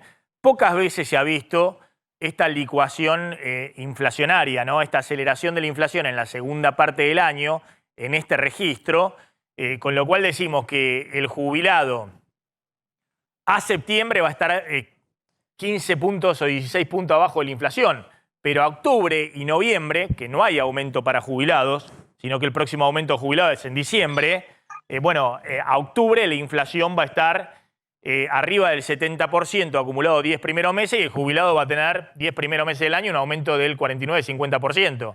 Es decir, va a estar 20 puntos abajo de la inflación. Y a noviembre, ahora hago bien el cálculo, va a estar 85% de inflación a noviembre, si se desacelera el 5% mensual todos esos meses, la inflación y el jubilado va a seguir con este aumento del 49%. Entonces, usted decía que una posibilidad es que por ahí no sea solo a septiembre ese bono, que sino que pueda replicarse por ahí octubre y noviembre. Sí, no, que haya un nuevo piso mínimo. Recordemos que entre el año 2002 y el año 2006 se usó un mecanismo similar donde se incrementaban los saberes mínimos por una situación de emergencia, de vulnerabilidad. El primer aumento general lo tuvimos a partir del año 2006, donde se aplicó a todos los saberes, hasta el año 2009, que entra en vigencia la primera ley de movilidad. Creo que hemos utilizado a lo largo del año pasado un esquema de bonos que se pagaban a ciertas categorías, quizás todos los que cobraban debajo de 2 saberes mínimos o debajo de 1,5 haber mínimo. Ahora, el escenario ahora es mucho más complejo y quizás por eso se estaría analizando la posibilidad de directamente modificar el haber mínimo. Hay que ver bajo qué figura, porque entre el 2002 y el 2006 que se usó esta forma de subir solo las mínimas, eso disparó después el antecedente del fallo Badaro. Así que habría que ver ahora de qué forma, pero digamos, es acertado el mecanismo en el sentido que entiendo que los que cobran haberes más altos están en una situación complicada igual que el resto, pero los de la mínima con 37.000 pesos de haber están en una situación de pobreza. Claro, y la otra pregunta es, claro, los que estén arriba de la jubilación mínima o de 2 jubilaciones mínimas, van a seguir con una fuerte pérdida del poder adquisitivo de la jubilación, todavía mayor, ¿no? Sí, por primera vez yo trabajo con adultos mayores hace 15 años y es la primera vez que me pasa de ver adultos desprendiéndose de sus bienes para poder cubrir sus necesidades cotidianas. Han tenido momentos de menor gasto, momentos de restricciones, pero en este momento estamos viendo pobreza en los saberes más bajos y desprendimiento de sus bienes en los que tienen poder adquisitivo más grande. Doctora, gracias, muy amable. A ustedes. Ahí estaba la doctora Andrea Falcone. Ahora, vamos a ir a la tanda. No, que el otro tema también que se estaba debatiendo y hay que ver cómo se resuelve es el tema, por ejemplo, de la tarjeta alimentar, que tuvo un aumento del 50% ya hace meses para compensar la inflación del año pasado y después ya nunca más. Vamos a la tanda. Bueno, el presidente Alberto Fernández estuvo este fin de semana en la asunción de Gustavo Petro, que asumió con mucha expectativa, sobre todo de sectores de izquierda. ¿Y qué pasó, Brenda? Bueno, Alberto viajó a Colombia, a Bogotá, y tuvo, antes de la asunción de Gustavo Petro, una serie de reuniones bilaterales con los primeros mandatarios de Bolivia, Arce, y de Honduras, Xiomara Castro, en un rol internacional que está regando con mucha intención el presidente, ¿no? Arengado o apoyado o impulsado por su mano derecha, el canciller Santiago Cafiero. Lo que hace es darle mucha importancia a su rol regional, ¿no? Como presidente de la CELAC y en la articulación de los países de la América Latina, sobre todo también en la relación con Estados Unidos, y tratando de hacer equilibrio entre el kirchnerismo a nivel interno, la relación con Cuba, con Venezuela, y la relación con Estados Unidos, justamente en vinculación también con el acuerdo con el FMI y el cumplimiento. Hay muchos comentarios. Bueno, ahí la foto de Alberto Fernández, se nota que en un momento estuvo dormitando en el acto. Hay muchos comentarios de distintos columnistas políticos respecto al rol protocolar que tendría el presidente en este momento, en el cual entre Cristina Fernández y Sergio Massa, bueno, asumen la conducción del área crítica de economía, ¿no? Y respecto a esto, obviamente hay respuestas desde la Casa Rosada de que se está menoscabando la figura presidencial, imaginando que en la Argentina, que es un régimen presidencialista, el Poder Ejecutivo es uno solo, es el presidente según la Constitución, eso menoscaba la figura del presidente, ¿no? En la idea de que el presidente sigue en funciones y sigue tomando las decisiones principales. Y esto tuvo un nuevo capítulo, por eso digo que, ojo, el tema de la relación Alberto Fernández-Cristina, que encuentra otros canales, y me parece que tiene que ver con estos canales de acusaciones cruzadas. Alberto Fernández, que considera que Cristina le destruyó el gobierno, considera que bombardeó permanentemente a su ministro de Economía, que era su apuesta, que su gran apuesta era el acuerdo con el fondo, y del minuto uno no solamente se opuso, sino que salió después ferozmente a bombardeándolo, y eso es lo que detonó toda la crisis. Esa es la visión de Alberto Fernández y los que están alrededor de él. Y del otro lado, la visión de Cristina Fernández de Kirchner de que el presidente, incluidas algunas amenazas en público respecto a que ella puede mostrar su teléfono celular sin problema, haciendo alusión supuestamente a que otras personas en la función pública no lo pueden hacer, más precisamente el presidente. Bueno, la acusación que aparece de algunos sectores muy vinculados a Cristina Fernández de Kirchner, del periodismo, de que el presidente está dedicándose a su función musical, su beta musical, a la guitarra, en vez de estar gobernando. Y digo esto porque vean el tuit de Gabriela Cerruti, rechazando y acusando de fake news la información de que el presidente pasaría la noche o las madrugadas tocando la guitarra y componiendo canciones con Gustavo Santolaya, que era algo que había escrito Horacio Berbisky, un periodista muy cercano a Cristina Fernández de Kirchner desde un primer momento y hoy más que nunca, que había escrito en su portal El cohete a la luna. Y salió Gabriela Cerruti, a ver si lo veo ahí, a decir que era una noticia falsa. Gustavo Santolaya nunca se alojó en la residencia de Olivos. Honra al presidente Alberto Fernández con su amistad, pero hasta donde sé, está realizando una gira en Europa y consecuentemente muy lejos de nuestro país. Y después insiste, noticia falsa, esta información, además de falsa, es un disparate que solo tiende a descalificar y generar malestar en un momento en que el país no lo necesita. Bueno, se refería básicamente a la columna de Horacio Berbisky, es decir, no estaba hablando ni del diario Clarín ni La Nación, te estaba hablando de la columna de Horacio Berbisky. Y este fin de semana, Horacio Berbisky, que lucubra una interpretación de lo que está pasando en la cúpula del poder, refiriéndose a cuál es el rol de Cristina en este momento, líder de un movimiento nacional y popular, cuál es el rol de Alberto Fernández y de Sergio Massa, considerando que Alberto Fernández responde un poco al movimiento nacional del peronismo, los gobernadores, y Sergio Massa también a un movimiento nacional que ahora tiene la conducción del área económica por acuerdo con Cristina. Pero respecto a Alberto Fernández, responde esto Horacio Berbisky, respecto a qué hace el presidente en este momento, ya sea en Olivos o en sus giras. Dice, el pronunciamiento oficial obliga a una respuesta pública, es el pronunciamiento de que lo que había escrito era una fake news, con algunos detalles que en la nota objetada se omitieron. En noviembre de 2021, cuenta Alberto Fernández, el presidente llegó más de una hora tarde a una cita con Gustavo Idígoras, José Martín y Lorena Basso, representante del Consejo Agroindustrial Argentino, con el que desde hacía meses estaba analizando el proyecto de ley para fomentar las exportaciones del sector y el empleo federal. Y después, dice Berbisky, la placa siguiente, por favor, para disculparse contó que la noche anterior se había quedado hasta la madrugada con Santolaya tocando unas canciones.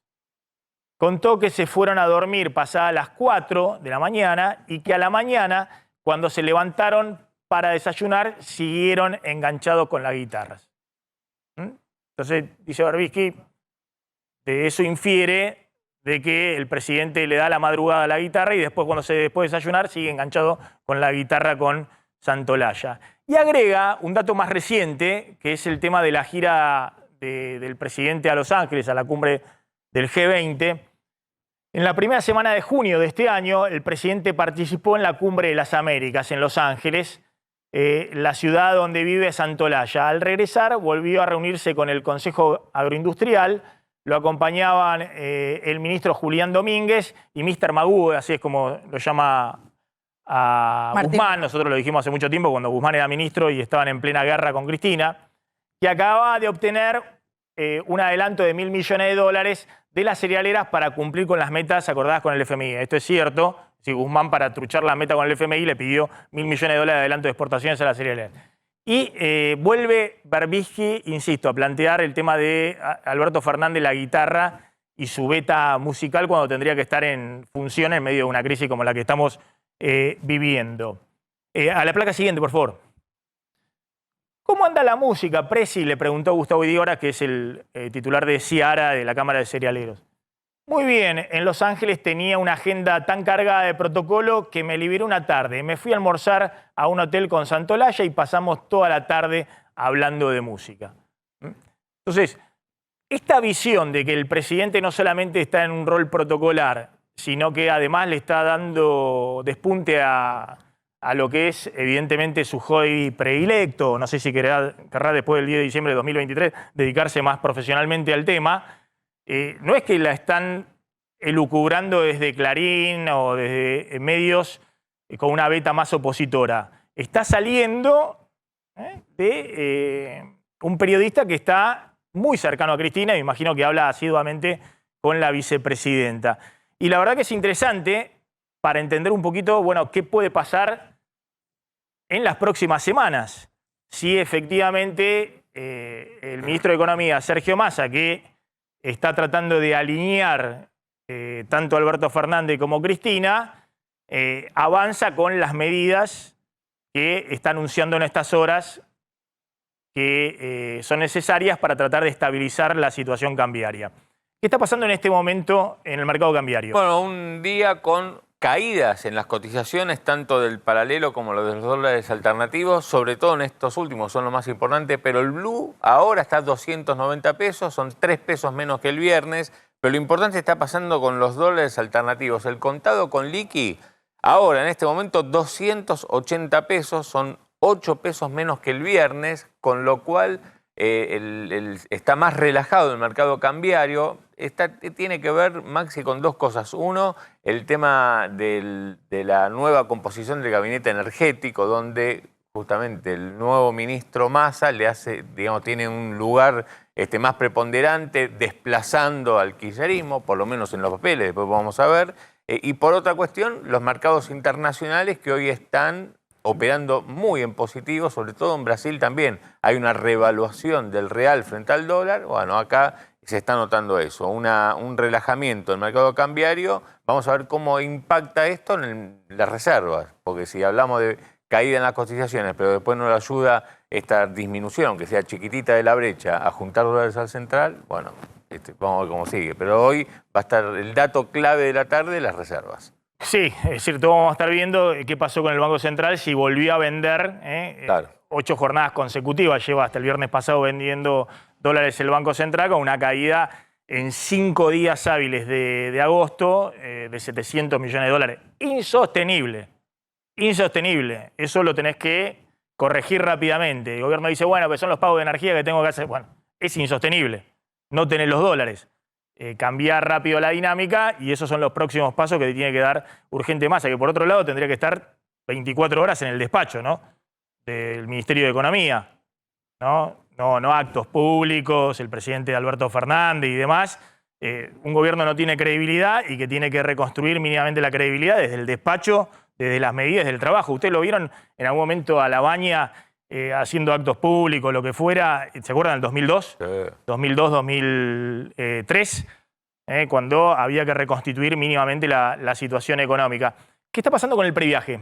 Bueno, el previaje tiene que lanzarse en los próximos días para largar después de las vacaciones de invierno. La idea era justamente que en la segunda quincena de agosto ya pudiera haber una habilitación para que las empresas proveedoras, digamos, los que forman parte del previaje, puedan inscribirse. Todavía no hubo novedades. Vamos a ver si hay algún cambio. Acordate, Cristina, elogió a Lamens por el previaje 3, que se estaba por largar, pero viene retrasado porque habían dicho que en julio iban a permitir justamente que ya empiece. Está Roberto Mengual, presidente de la Asociación de Hoteles de Turismo. Roberto, gracias por atendernos. Bueno, ¿qué está pasando? ¿Ya tienen definido el previaje? Bueno, este previaje tiene el objetivo de ayudar a todos los destinos en su temporada baja y a su vez a los destinos emergentes, que tiene un enfoque distinto de lo que han sido los otros previajes, que eran más globales y abarcativos. La realidad es que también las primeras 2 ediciones de previaje estaban más apuntadas a reactivar la industria más golpeada por la pandemia, y en este caso, como la industria ya está mostrando claros signos de recupero, está más apuntado a las temporadas bajas y destinos emergentes. ¿Y cómo sería el funcionamiento? ¿Igual que el previaje anterior? En muchos sentidos sí. La realidad es que, por supuesto, que estamos viendo de qué manera, o sea, se ha segmentado de alguna manera los destinos a través sobre todo de políticas de tarifa. Entonces va a haber destinos que digamos, que están en temporada alta, y por ende, cuando es temporada alta, tiende a haber una suba en la tarifa. Entonces esos destinos van a tener más dificultad de participar que aquellos destinos que, como están entrando en temporada medio baja, tienden a bajar sus tarifas. Entonces esos van a poder entrar con más facilidad. Bien, Roberto, gracias, muy amable. Estaba Roberto Amengual de la Cámara de Hoteles y Gastronomía y Turismo y todo lo demás. Cuando volvamos de la tanda vamos a hablar, Florencia, qué está pasando con el tema ahorro energético. ¿Qué está pasando con el ahorro energético en Europa? Sí. ¿Cómo está funcionando ese tema del ahorro energético en Europa?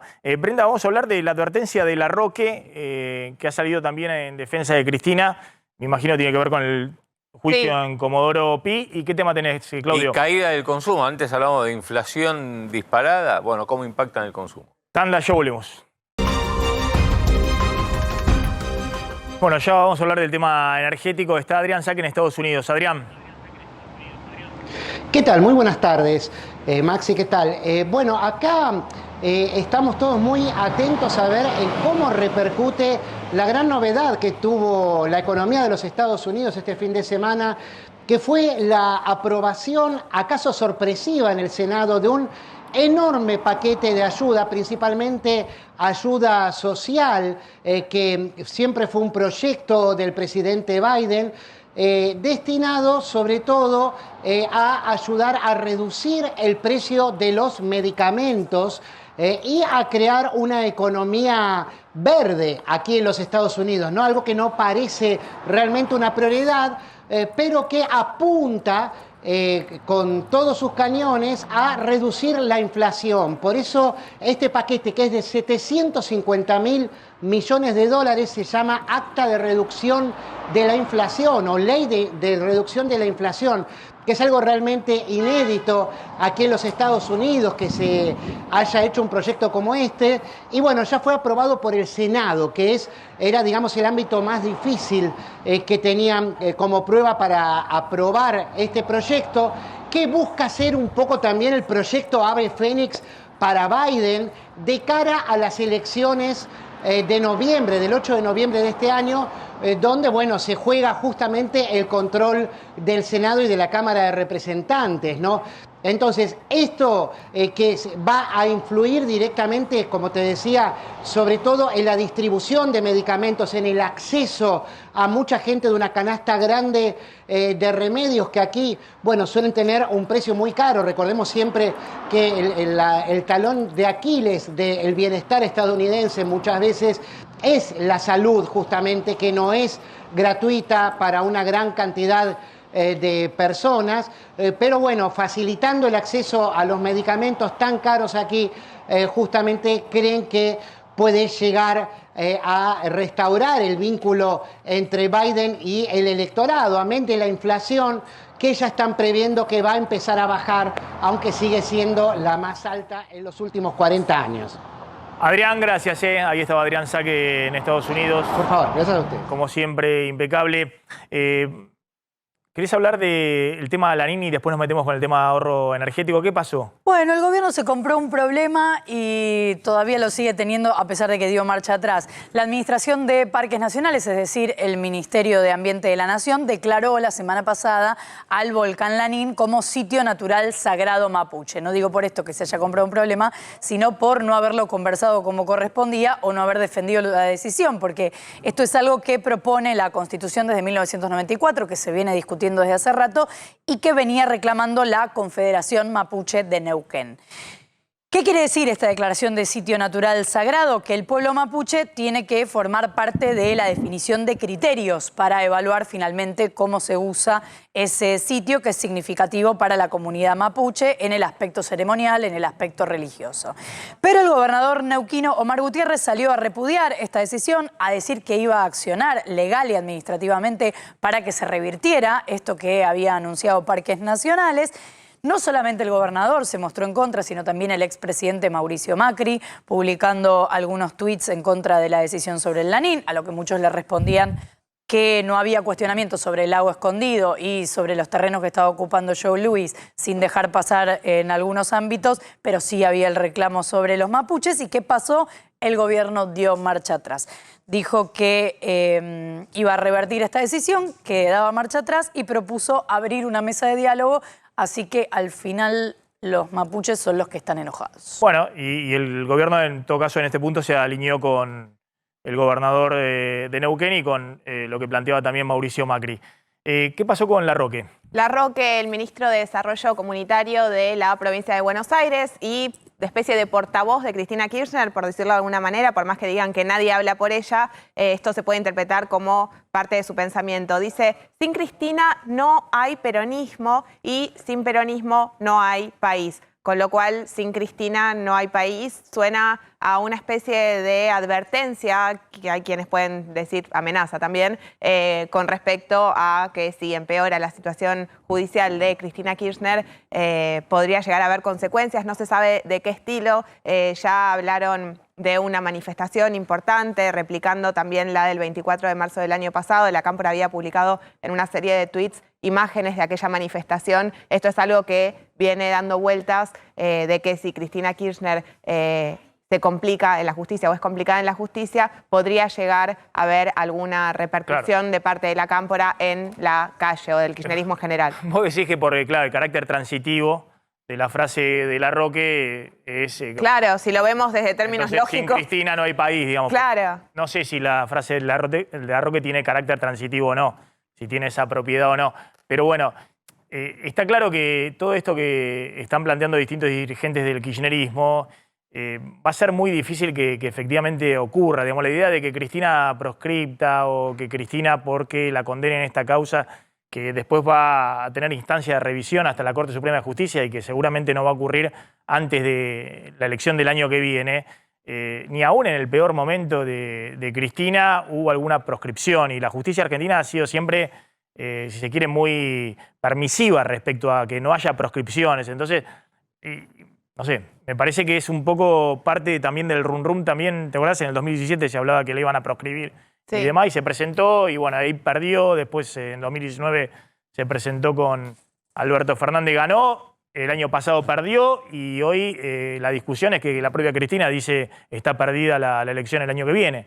Entonces, pero bueno, es algo que me parece que tiene que ver más que nada con la prescripción, ¿no? Claro. No, más allá de si hay un peligro o no real, o si lo ven realmente como un peligro, para mí también tiene que ver con esto de que si Cristina está en peligro, entonces su imagen entre los propios el crecimiento ayuda. O sea, como si de alguna manera estuvieran ayudando a la vicepresidenta. Gracias, Brenda. Gracias, Flor.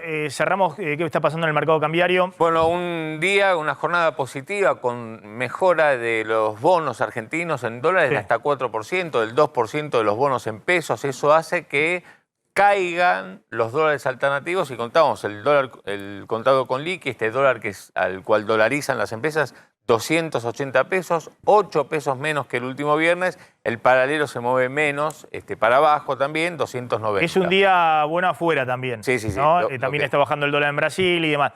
Pero ojo que valen las señales, digamos, de que lo que estabas planteando en términos fiscales lo vas a implementar. Me parece que la señal de energía fue una señal, en todo caso, que de alguna manera está repercutiendo positivamente en el día de hoy. Ya está Mariana Contartesi. ¿Y Robertito dónde está? Buenas tardes. ¿Cómo estás? ¿Hoy estás varonil? Sí. ¿Estás varonil? Listo. Bajo perfil, perfecto. Gracias a la gente de varonil ahí en Corrientes 2238. Bajo perfil con varonil. Sí, siempre no, Robertito lo mandé de viaje y mañana ya está de nuevo con nosotros. Bueno. Así que viste que él es muy viajado. Está recorriendo el país. Está recorriendo, viste que él es muy viajado. Después que me traiga, lo único que le pido es que me traiga a comer, viste, de los lugares que va. Nada más. De un lado para el otro. ¿Sabes qué le voy a escribir? Le voy a decir, traerle algo a Maxi también. Bueno. ¿Qué te gusta? Vos pedí y te será dado. ¿Vos si qué anda querés? por alguna provincia Está por Mendoza. mediterránea. Está por Mendoza. Vinito. Vinito, claro. Malbec o Cabernet. Maxi, ¿qué te gusta? No soy muy... No. Cabernet, pero... Cabernet. Sí. No soy... Con unos quesitos, una cosita. Sí. ¿A precios quiere Maxi? No, Maxi, no. Que traiga todo pago. Se Se quedan con Mariana en el aire de A24. Chao.